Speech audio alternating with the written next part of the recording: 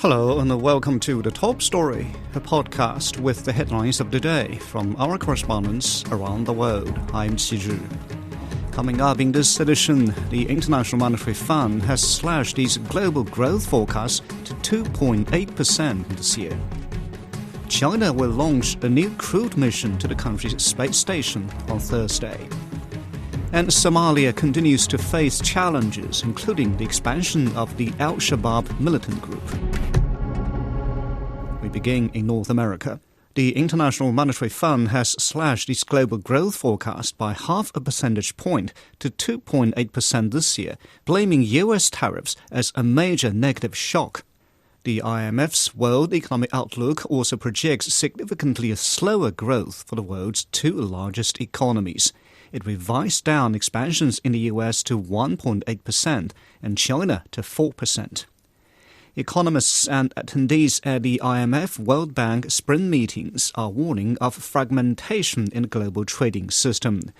Owen Fairclough reports from Washington. The International Monetary Fund is just a 10-minute walk from the White House, where a few weeks ago President Donald Trump upended the global economy with tariffs on major trade partners. And on Tuesday, the IMF laid bare the projected damage. In January, right before Donald Trump became US president again, the IMF thought that the world economy would grow by 3.3% during the course of 2025. Now it's had to reduce that to 2.8%. Yes, it's only 0.5%, and that growth is still reasonable. But the havoc wreaked by Trump's tariffs equates to trillions of dollars in lost economic output. And rarely has an institution like the IMF had to tear up its predictions based on the actions of just one person. And it's worse for some of Washington's most important trade partners. Mexico's economy now forecast to contract when in January just under 1.5% growth was on the cards. For Canada, more than 0.5% shaved off, with a similar downward revision for China. And the US has inflicted some self-harm, growth downgraded by nearly a full percentage point to 1.8% compared to 2.7%. And it doesn't stop there for the US as it reels from major stock market turmoil in the wake of Trump's tariffs. The risk of a recession happening in the US has an increased risk. We're, according to our calculations, that risk has increased from about 25% back in October to a little bit, almost 40% now. Delegates attending the joint IMF and World Bank spring meetings are trying to make sense of what some consider to be nothing short of a complete reordering of the global trade system. We don't know what will happen, right? So our economy is shaking and we're unsafe and we don't know what will happen. So I'm very worried. I don't think the world can afford departing from an integrated trading system. So I must confess and say, I hope, maybe it is just a hope, that this is a detour and that we will come back to normalcy, because it is abnormal to what we have now. And the IMF is also worried about how the US central bank navigates the inflationary pressures tariffs can create by hampering supplies, just as it's largely resolved the inflation crisis triggered by the COVID-19 pandemic.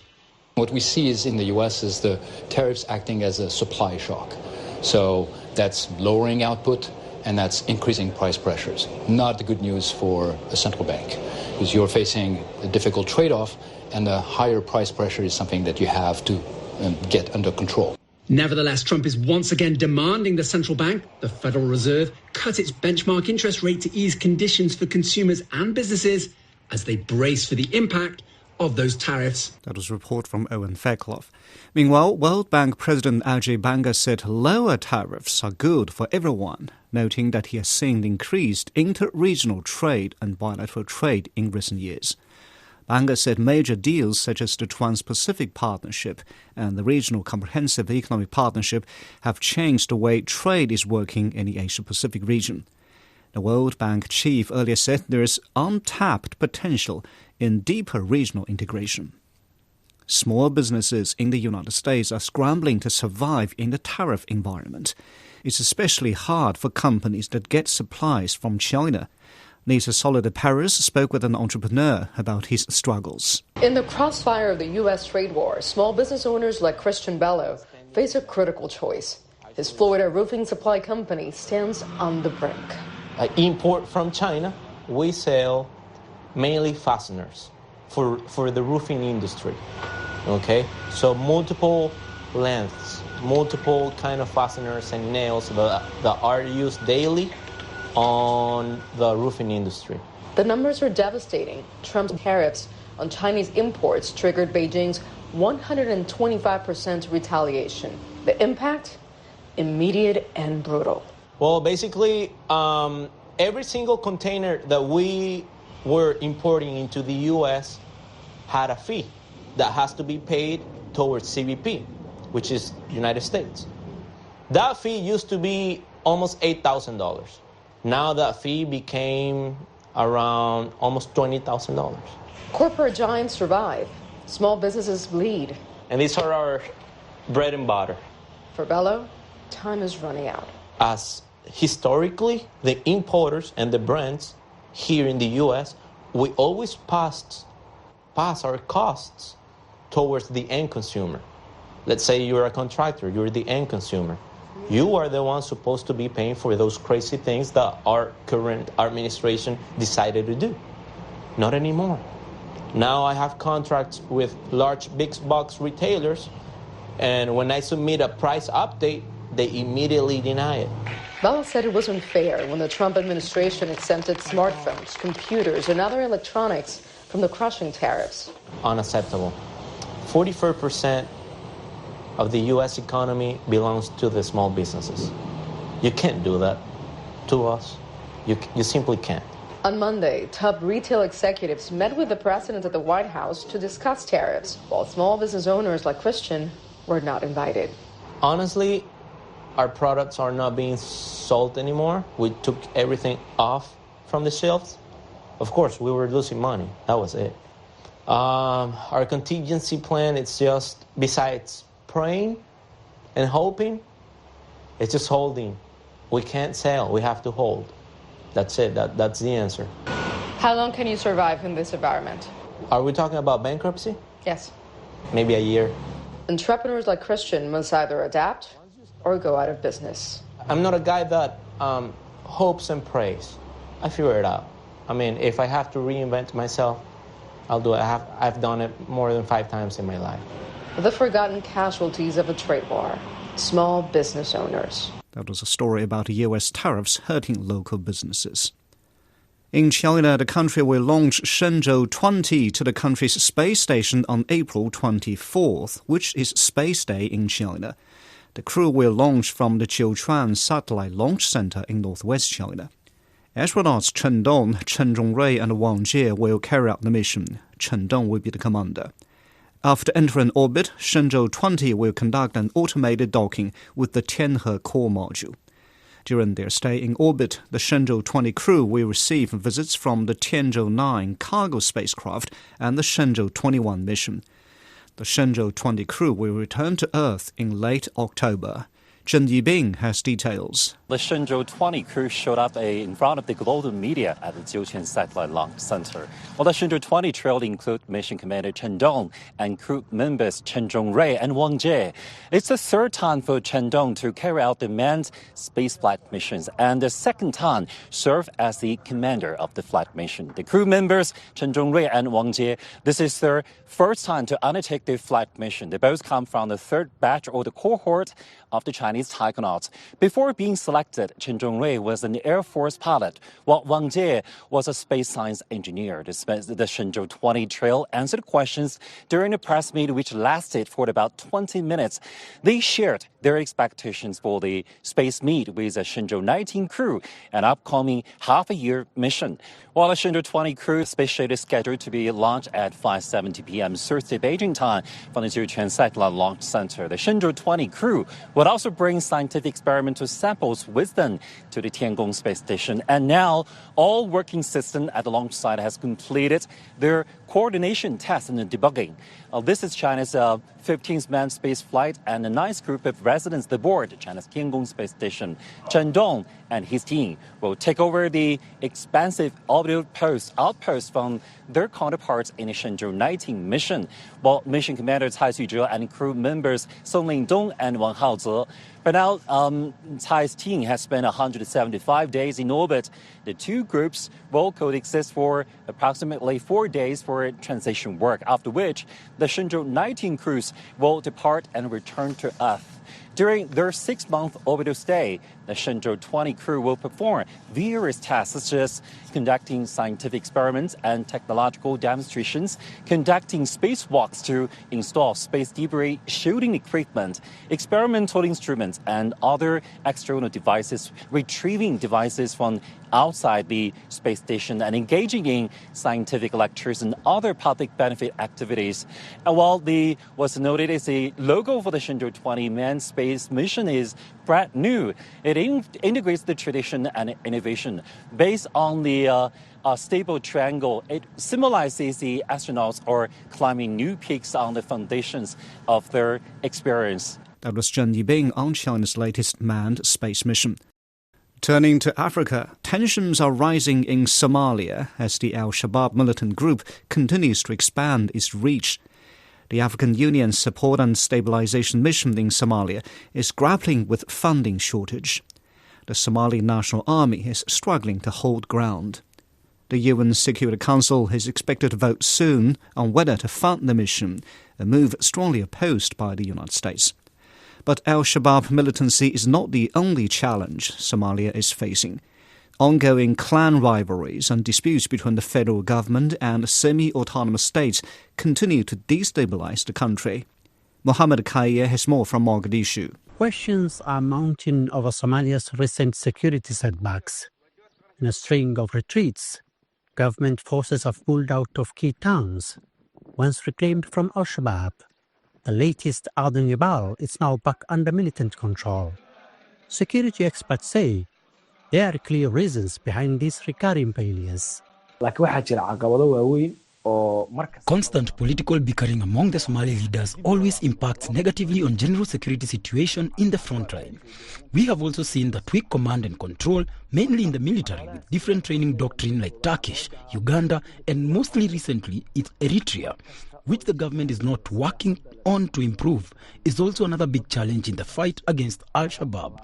To add on that is the what seems to be unwillingness to learn from mistakes in attacks by Al-Shabaab directed towards newly liberated areas and lack of changing military strategies to counter the growing offensive.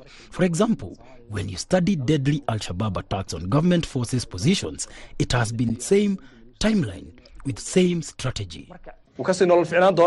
Analysts argue that, despite the lifting of decades-old arms embargo, Somalia's military strategy remains outdated.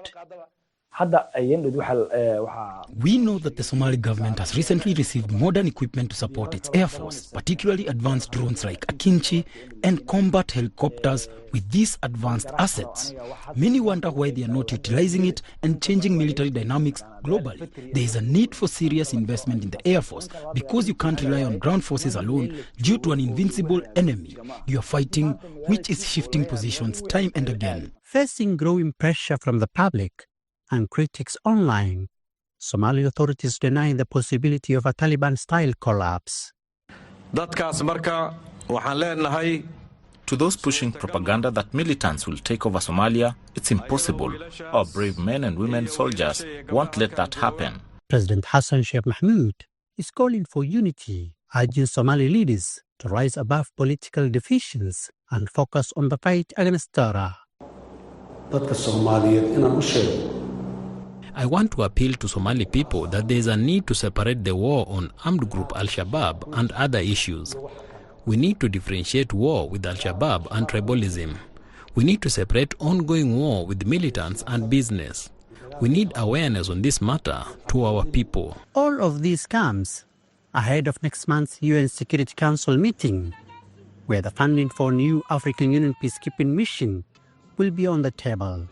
With the stakes growing higher on the battlefield and in diplomacy, Somalia's future and the region's stability hangs in the balance. That was Mohammed Kaya reporting from Mogadishu. Finally, in South America, a recent report from the United Nations Food and Agriculture Organization shows global coffee prices surged nearly 39% in 2024, reaching a multi-year high. Brazil, the world's largest coffee exporter, is facing a significant decline in coffee production as extreme weather conditions become the new norm. Lei Xiangping has more. Osma Jr. has been growing specialty coffee for over 40 years across several farms spanning 500 hectares in the Cerrado region of southeastern Brazil. Since 2021, his fields have been battered by droughts, frosts, and heat waves, a fate shared by many farmers in one of Brazil's key coffee-producing areas. Jr. says this year's harvest outlook is grim. In late January, Brazil's national supply company predicted that the country's coffee production for the 2025 harvest season would fall to under 52 million bags, or more than 3.1 billion kilos, a 4.4% decrease from last year. In Minas Gerais, the largest coffee-producing state, output is expected to drop by nearly 12%. The decline is already reshaping the global market. Jr. says many growers had pre-sold their 2025 crops at prices far below today's soaring rates. Jr.'s situation is echoed across Brazil. Simon Pedro de Lima is head of the Expo Caseiro cooperative, serving over 600 producers in Cerrado. He says the region's yields continue to fall short of their potential. Over the past 5 years, coffee cultivation in Cerrado has been severely affected by unfavorable weather, with annual yields consistently below potential. As we approach the end of May and the harvest season, climate challenges persist, including the risk of frost following droughts. These are climate-driven problems affecting the entire Brazilian coffee industry. In response, farmers are taking action. They are investing in advanced irrigation systems and testing more resilient coffee varieties. President Antonio de Salvo of the Federation of Agriculture and Livestock of Minas Gerais says modernization is now essential. Our challenge in Minas Gerais is to modernize the coffee industry to withstand climate change. We are introducing more technology into farming. Some coffee varieties developed 15 to 20 years ago can no longer survive today's conditions. We are replacing them with more productive, resilient, and cost-effective strains. As climate change becomes a permanent hurdle for Brazil's coffee sector, growers say finding a balance between unpredictable weather and market demands will become one of their greatest challenges in the years ahead. That was Lei Xiangping reporting. Now, recapping the headlines before we go, the International Monetary Fund has slashed its global growth forecast to 2.8% this year, citing the potential impacts of US tariffs. China will launch a new crewed mission to the country's space station on Thursday. And Somalia continues to face challenges, including the expansion of the Al-Shabaab militant group. And that's it for this edition of The Top Story, a podcast that brings you world headlines every weekday. For more news in politics, business, sports and culture, you can subscribe to the Beijing Hour, a one-hour podcast news magazine program. We welcome and appreciate all ratings and reviews. I'm Qi Zhi. Thanks for listening.